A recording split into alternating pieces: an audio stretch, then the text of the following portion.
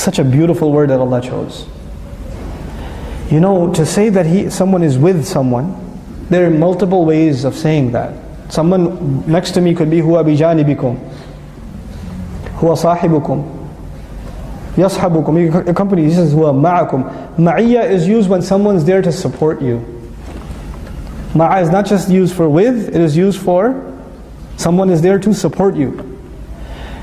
Rasul ﷺ is giving confidence to Abu Bakr as-Siddiq radiallahu anhu, and he is in the cave and he says, La tahzan, inna Allaha ma'ana. Don't worry about it. Allah is with us. Allah is with the Quraysh too. Allah is with everybody. But what does that mean? Inna Allaha ma'ana. Allah is in support of us here. Allah is protecting us here. He's taking care of you.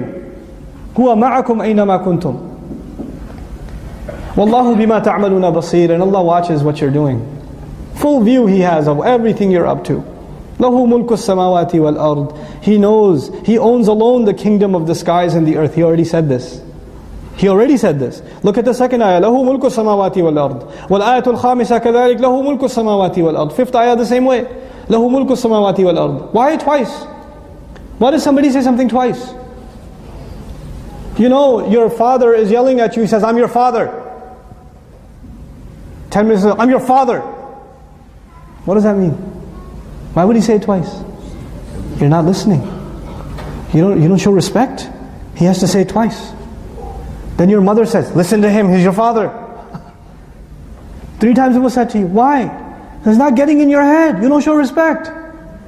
Allah is talking to those who listen to these ayat and it doesn't go in their head. And He says, were you listening? He owns the kingdom of the skies and the earth. Did you hear that? I'll say it again for you. Lahu mulku samawati wal ard. What? And this time it's a threat. Last time it wasn't a threat. This time He's angrier. He says, wa ila Allahi turja'ul umur. All of the things you do will go back to Allah. They'll be brought back to Him. He'll judge them. Ila Allahi turja'ul umur.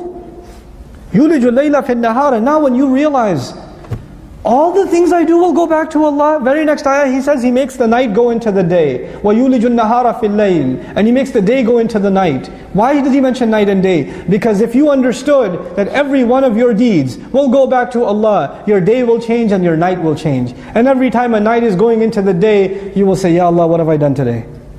And every time a day is turning into night, Ya Allah, what am I going to do this morning? Your days and nights will change. It will change. And He's the one who's making every day go into every night, giving you a sense of urgency, giving me a sense of urgency.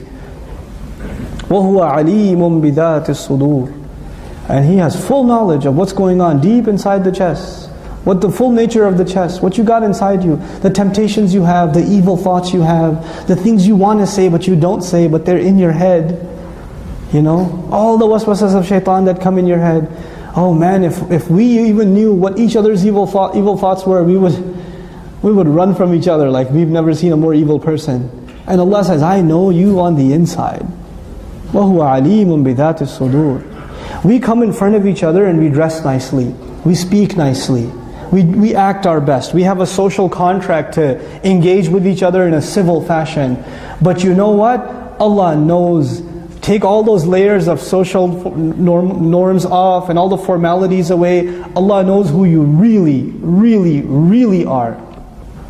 I mean, even your wife doesn't know who you really are. Your husband doesn't know who you really are. There is a part of, we know each other, husband and wife know each other more than anybody else usually. Mother and child know each other no more than anybody else. But even they are surprised to find out sometimes, that's who you are? Allah says, I know who you really are. You can't show me a resume to impress me. Your credentials and what other people like about you, you're not going to be able to give me that because I know how fake it is. I know what you really are. We have to, if we're really going to have a relationship with Allah, if I'm going to have a relationship with Allah, please remember these words. Please remember them. This is very important.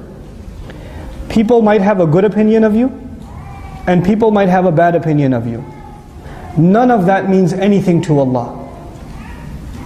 Allah's opinion of you has nothing to do with people's opinion of you. If people think you're great, that is no guarantee that Allah thinks you're great. None. You're kidding yourself. If people think you're terrible, you're going to hell, you're evil, that is no guarantee Allah thinks you're evil. You might still Allah still has love for you. What people think of me and what people think of you means nothing with Allah. When people praise us and people condemn us, we don't let that make us think, oh, that's how Allah thinks of me. On the one hand, a person becomes delusional because people's praise makes them think they must be praiseworthy with Allah. They become delusional. Hypocrisy sets in. Self-righteousness sets in. And they lose all ranking with Allah. Then all they get is dunya and people's praise. And they come in front of Allah and Allah says, you got what you were working for. You got nothing with me. And on the other hand, you have people that may be trying to do good, but others judge them and pass verdicts on them, and they start saying, yeah, people think I'm messed up, I must be messed up. Who told you you're messed up? Allah? No. Allah didn't give up on you, you gave up on yourself. And you come in front of Allah, Ya Allah, everybody thought I was messed up, and Allah has a right to tell you, I didn't judge you. People judged you. I kept the doors of Tawbah open for you. I have the invitation open. Why'd you give up on me? Don't blame people, blame yourself. So this is the relationship we have to have. وَهُوَ عَلِيمٌ بِذَاتِ الصُّدُورِ. He knows the nature of the chest. The bottom line of that is He knows who I really am. He knows who you really are. No one will know me better. No one will know me better. People complain sometimes, nobody understands me. My husband doesn't understand me. My wife doesn't understand me. My parents don't understand me. Even if nobody understands you, know one thing. Allah understands you and me very, very well.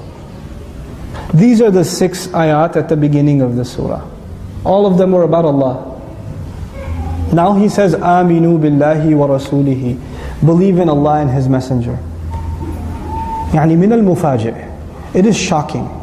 من المدهش. It's shocking. أن هذه الآيات تخاطب المسلم. These ayat are talking to the Muslim.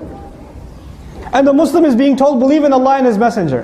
Why is he being told that? Your iman has gotten so rusty that you need to be introduced to Allah all over again. And now that you have, bring your shahada again. Revive your iman again. Become Muslim all over again. You need to start over. This is what the ayah is saying. Somebody might say, already believe in Allah and His Messenger. It's done. No, apparently not. Maybe it's all on your tongue. But these ayat are about the heart. Believe in Allah and His Messenger. Revive your faith in Allah. Rethink your relationship with Allah.